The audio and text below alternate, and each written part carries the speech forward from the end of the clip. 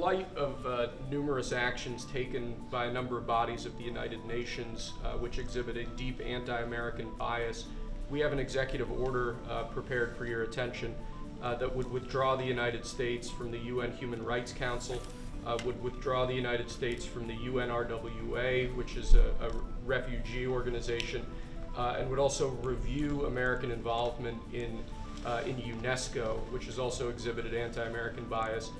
More generally, the executive order calls for a review of American involvement and funding in the UN in light of the wild disparities in levels of funding among different countries that, as you've expressed previously, is deeply unfair to the United States.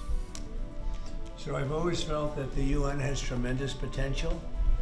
It's not living up to that potential right now. It really isn't, hasn't for a long time. It has, there are great hopes for it, but it's not being well run, to be honest, and they're not doing the job. A lot of these conflicts that we're working on should be settled, or at least we should have some help in settling them. We never seem to get help.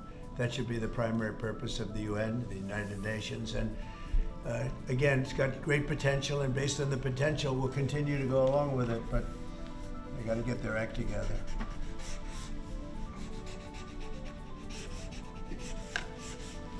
What would they need to do sort of get their act together?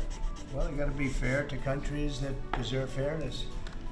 They have some countries, as you know, that are outliers, that are very bad, and they're being almost preferred as countries to those that do their job and are doing a good job, and they have to really, they're going to end up losing, a lot of countries are going to end up losing their credibility like other organizations, and then they're going to be nothing.